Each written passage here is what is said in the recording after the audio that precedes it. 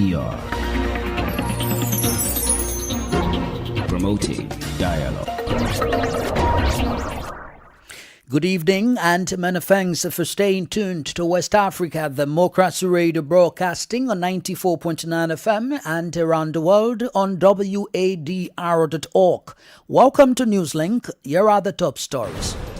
Teachers and researchers on strike in Mali over unpaid bonuses. Civil society in Senegal calls for transparency in compensation for victims of political unrest between 2021 and 2024. We are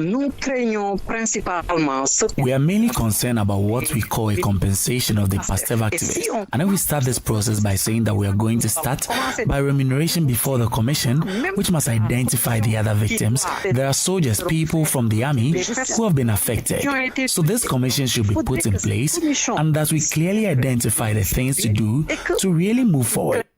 Terrorists killed at least 10 Nigerian soldiers in an attack near Burkina Faso.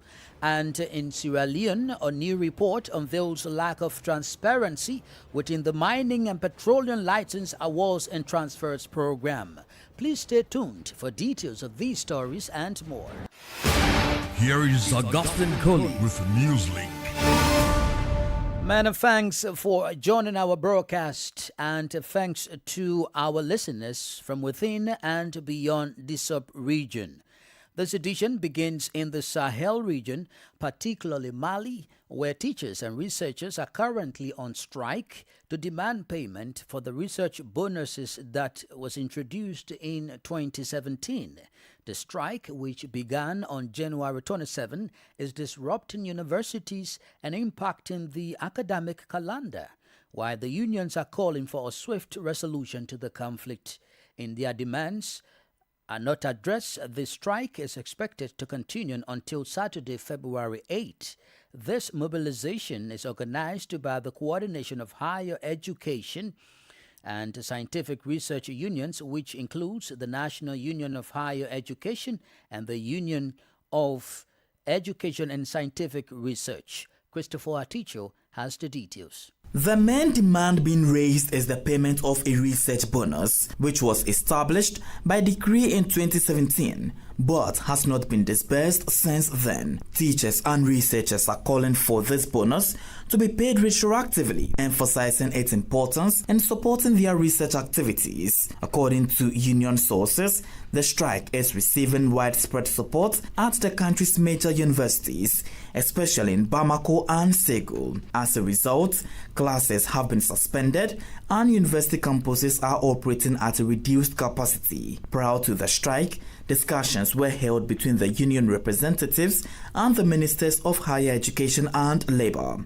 However, these meetings failed to produce any agreement, as the unions accused the transitional government of bad faith and expressed a disappointment over the lack of concrete proposals to resolve the situation. The unions also reported being pressured by authorities, which led to the cancellation of a press conference they had planned before the strike began. The strike occurs during a time when the Malian education system is already facing numerous challenges. Students are missing classes, which could disrupt the academic calendar. Teachers and researchers have said that the research bonus is crucial, not only for improving their living conditions, but also for ensuring the quality and continuity of research work in Mali. Additionally, the National Federation of Parents and Students Association of Mali has voiced its concern over the situation and is urging both parties to reach a compromise quickly. Christopher Aticho with that report. In Niger, at least 10 soldiers died during an ambush in the western Tillaberi region near Burkina Faso, where authorities have been battling a jihadist insurgency. The attack by a group of criminals on Monday targeted a military unit searching for suspected cattle thieves, the army said in its latest operations update. Unfortunately, land and air reinforcements were unable to find the attackers. However, it said that on Tuesday it had located the attackers and launched air strikes that killed 15 in an area where thousands of freight trucks pass through each day between Niger and the port of Lomé in Togo, often on a military escort. The frontier lands between Niger, Mali, and Burkina Faso have long been a hideout for jihadists linked to the Islamic State group and Al-Qaeda, who have waged a bloody insurgent war against the government. Niger's military seized power in July 2023 coup that toppled elected President Mohamed Bazoum, who had been a key ally in fighting militancies in the sub-Saharan African region. Crossing over to Cote d'Ivoire, where the public prosecutor has requested a 20-year prison sentence for Damanan Pikas, the second vice president of the Strategic and Political Council of the PPACR party, along with 4 co-defendants. They are accused of undermining national defense, conspiracy against the authority of the state, and engaging in criminal association. This case pertains to an attack on a military camp in Abobo that occurred during the night of April 22, 2021, north of Abidjan. According to the Ivorian public prosecutor, this attack on the 2nd Deployable Battalion in Abobo was orchestrated by individuals who have never accepted the electoral defeat of 2010. Abdullahi Hassan has the details. The verdict of the trial is scheduled to be announced on February 12, 2025. The public prosecutor, Brahman Kone, has therefore requested 20 years in prison and 10 million CFA francs fine against Damana Kapikas and 4 other co-defendants. According to the prosecutor, the attack on the 2nd Battalion of Abobo was perpetrated by people who had never accepted the electoral defeat of 2010, mostly relatives and supporters of former President Laurent Gbagbo. Brahman Kone adds that the accused had formed an agreement at the time to overthrow the regime. He goes further, indicating that Damana Pikas and the company wanted to carry out several simultaneous attacks against police and gendarmerie stations, in particular to recover weapons. However, during the hearing on Wednesday, the defense rejected the accusations, denouncing a political trial and pointed out a lack of evidence in the case. Damana Pikas and company have been on trial since 2023 for a case concerning the attack on a military camp in Abobo, north of Abidjan, in April 2021. In a recently published press release, the PPACI opposition party denounced the weaponization of the justice system for political gains. In contrast, Laurent Gbagbo's party sees this as an attempt to weaken its political party as elections approach. Abdullahi Hassan reporting there. More stories coming up on West Africa Democracy Radio. Newslink continues. Here in Senegal, civil society organization Budget, which promotes transparency and accountability in public finances, has expressed concern over the government's intention to compensate victims of violent political demonstrations between 2021 and 2024. The Senegalese government recently announced its intention to financially assist victims and former detainees of the political crisis. According to the Senegalese Ministry of Family and Solidarity, each bereaved family will receive a sum of 10 million CFA francs. This announcement has prompted a reaction from Budget, which although supports the compensation but calls for a thorough investigation beforehand. El Haj Amadou Sam is the country representative of Budget Senegal. Nous craignons principalement ce qu'on appelle une... We are mainly concerned about what we call a compensation of the Pasteur activists. And then we start this process by saying that we are going to start by remuneration before the commission, which must identify the other victims, is put on the foot. So there we have some fears. This is the reason why we said that we, within Baptiste Regard Centre, agree with the amnesty, but we would like the criteria to be clear after the commission has been put in place. We have seen the project for the commission, which has been very clear, but I have to be clear first. The question is this appropriate or not? Because the amnesty law that is there, we're talking about abrogation. We have to say, will the law be abrogated? The Prime Minister has spoken about it. I think that currently the normal steps will be to start by talking to us about the amnesty law. Where are we in relation to the committee, which is also 1,000 on foot? The members of the committee, and now look at what steps will be taken in terms of justice. And it is justice that will allow us to solve the problem, because justice is not done in the 8 blocks. That's what we said. There are soldiers, people from the army who have been affected. So this commission should be put in place, and that we clearly identify the things to do to really move forward. El-Haj Amadou Sam is the country representative of Budget Senegal. Meanwhile, the Senegalese armed forces have destroyed several hectares of Indian hemp farms in Sarui Kondian in the Kolda region. The destruction was carried out on Wednesday by units of the Military Zone No. 6 during a major operation in the southern region of the country. According to a press release issued by the Directorate of Information and Public Relations of the Armed Forces, the operation is part of efforts to combat crime and illicit trafficking of drugs in that region, which is a border area with Guinea. The Kolda region, located in southern Senegal, is known to be a sensitive area due to its proximity to Guinea, which makes it a privileged corridor for trafficking networks. This intervention comes at a time when the Senegalese authorities are redoubling their efforts to combat drug trafficking and other illicit activities in collaboration with neighboring countries and international partners.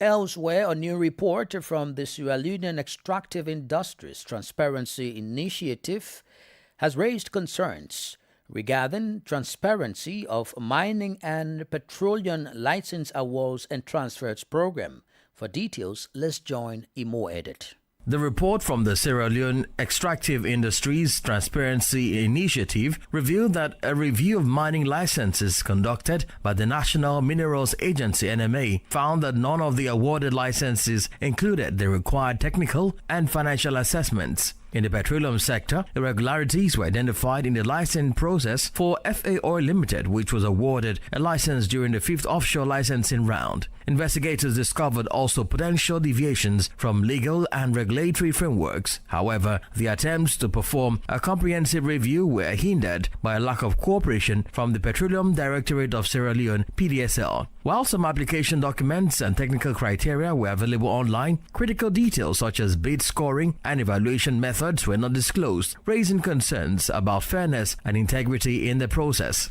In light of these findings, the Sierra Leone Extractive Industries Transparency Initiative has strongly recommended an independent audit of all license awards and transfers to ensure compliance with transparency standards and to prevent potential corruption. The report urges the NMA to revamp its document management system to ensure that all licensing records are properly archived and easily accessible. The latest LETI findings serve as a wake-up call for authorities to reinforce accountability mechanisms, ensuring that the country's natural resources are managed transparently and in the best interest of its citizens. In more edit with that report, the Guinean Press Professionals Union has documented 70 attacks on press freedom during the year 2024.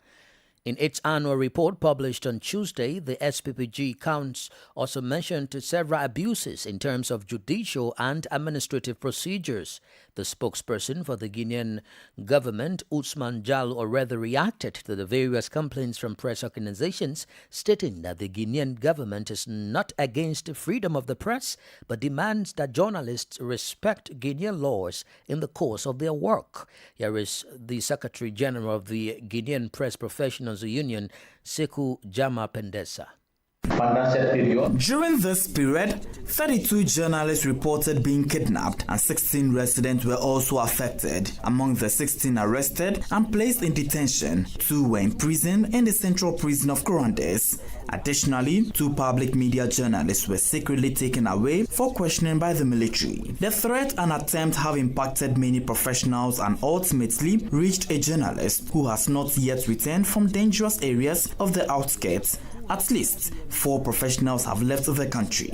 Finally, 2 of the 3 proceedings against journalists were handled by the penal courts in violation of the law on freedom of the press.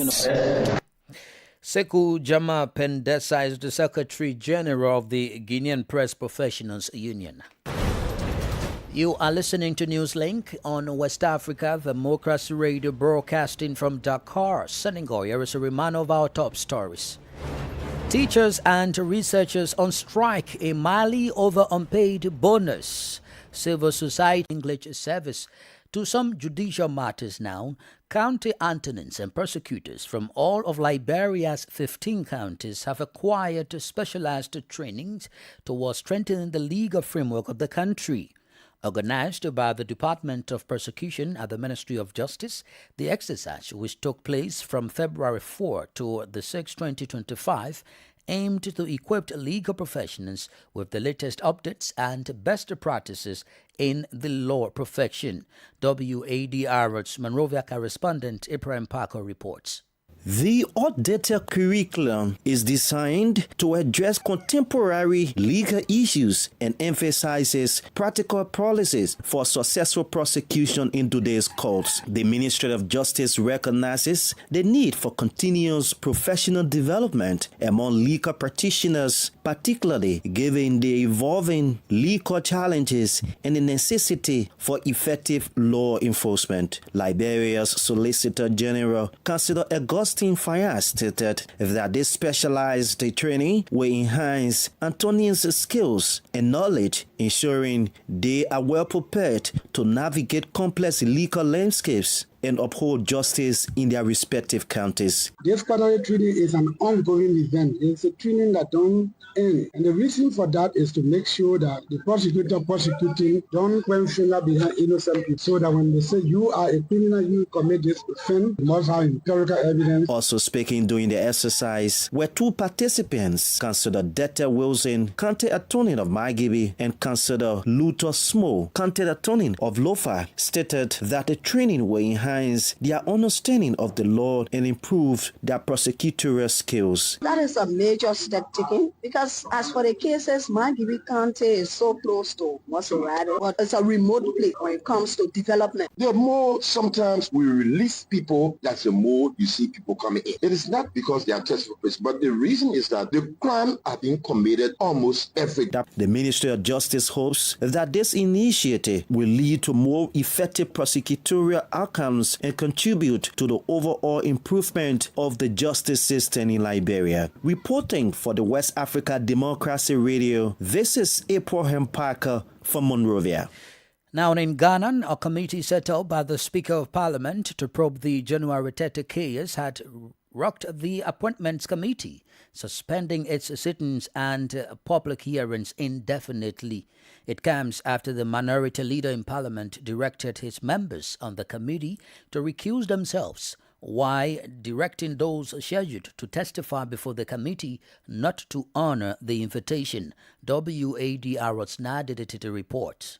Following the chaos on Thursday, January 30, which resulted in the destruction of state properties, including microphones and tables, and drew widespread condemnation from Ghanaians, the Speaker of Parliament, Alban Bagbin, set up a 7-member committee to investigate the incident and recommend sanctions. The committee began its sitting on Wednesday, hearing testimonies from individuals who were present during the disturbances. Chairman of the Appointments Committee, Bernard Ahiafo, was among those who testified and pointed to the minority side as the instigators of the chaos. I heard the minority leader requesting that they should call some people into the vetting room.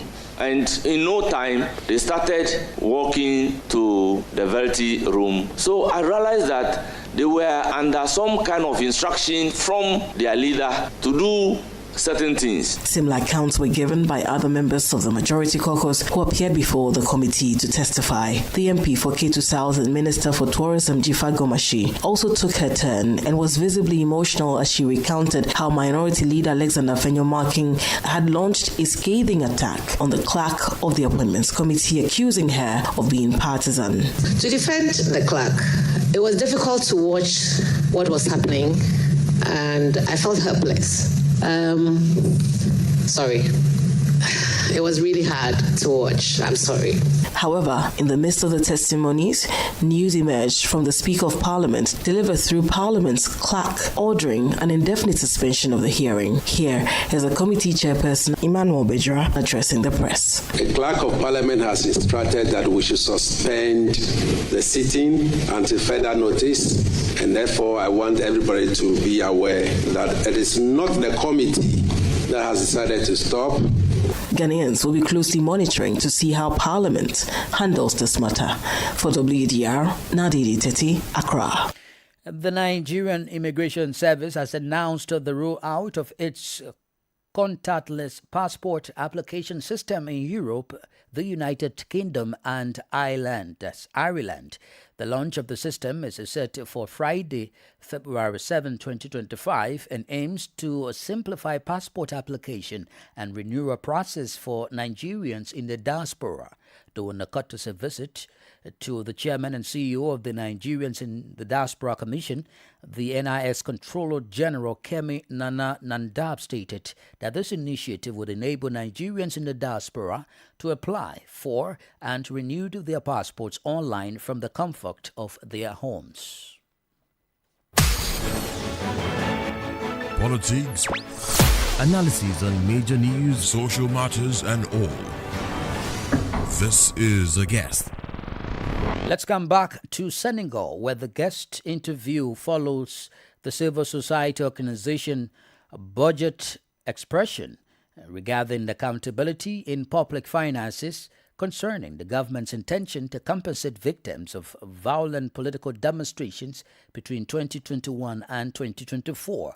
According to the Senegalese Ministry of Family and Solidarity, each bereaved family will receive a sum of 10 million CFA francs. This announcement has prompted a reaction from Budget, which, although supportive of the compensation, calls for a thorough investigation beforehand.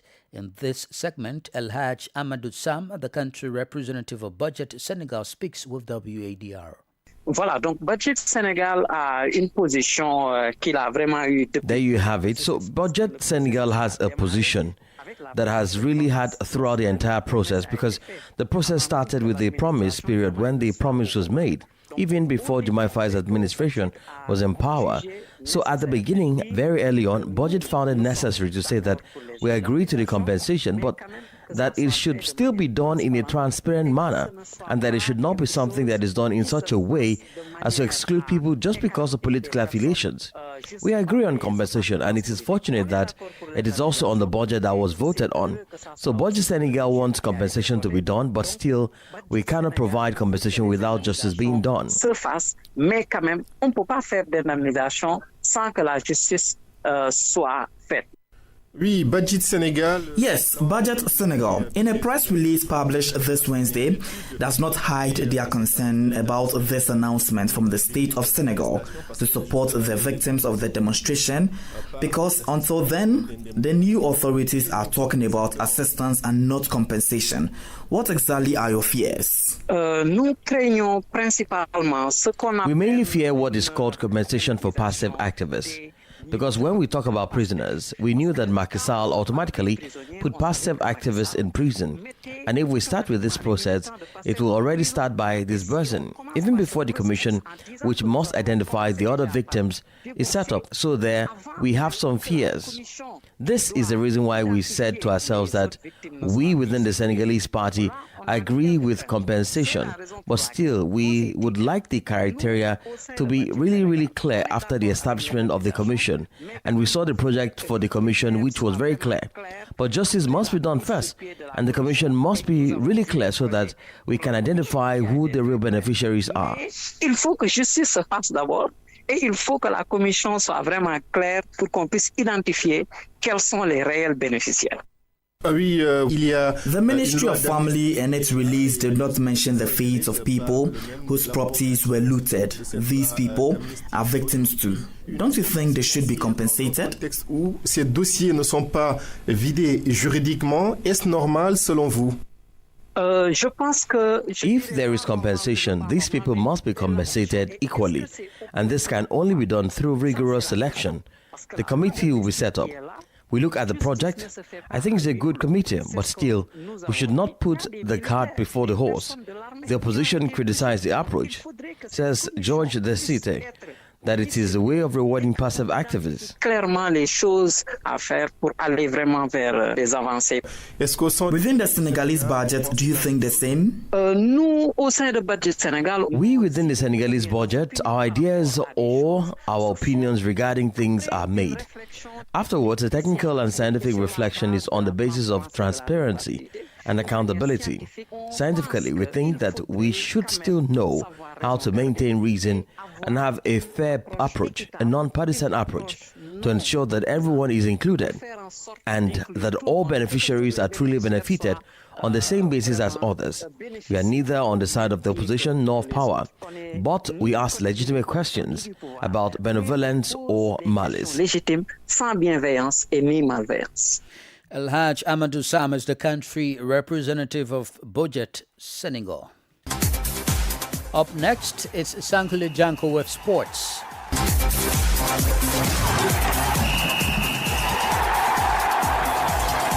Hello there, warm welcome and thank you for joining us. Liberia Football Federation NFA President Mustafa Raji has called for a holistic review of the circumstances that led to the death of a 17-year-old footballer Amara Kamara. Kamara died on January 28, 2025 while en route to Ghana for spinal cord surgery after sustaining an injury during an LFA First Division League match between his club Blackman Warriors and Bay Mountain on January 8, 2025. Critics of Raji's administration have since blamed the Football Association for failing to ensure medical preparedness at the time of the injury. There was no ambulance at the stadium, forcing Kamara to be transported to Redemption Hospital in a regular vehicle, according to media reports. Responding to the criticism during an engagement with the sports press on Wednesday, Raja reportedly expressed regret over the young footballer's passing, but insisted that the LFA should not bear sole responsibility. He emphasized that the LFA is not a healthcare institution and that ambulances serve only as first responders rather than a solution for critical medical emergencies. Raja also highlighted the broader issue of Liberia's poor healthcare infrastructure, noting that Kamara's injury occurred just a short distance from Redemption Hospital, yet the facility was unable to handle his case, necessitating his transfer to two other hospitals. Raja disclosed that providing ambulances for league games would cost the LFA approximately $80,000 annually, an expense he described as unsustainable. To mitigate this issue, according to reports, the LFA has announced plans to introduce an emergency vehicle system for transporting injured players during league matches. Sankule Janko there with the sports. With that, we've come to the end of this edition of Newslink here on West Africa Democracy Radio, broadcasting from Dakar, Senegal. Thank you for listening, and many thanks to Maudo Juf and Umun Danyogo for the technical support. Do interact with us via our social media platforms, X formerly Twitter, Instagram at WADR News, and on Facebook, WADR English Service. I am Augustine Cully. Good evening. And many thanks to you for listening to Newslink.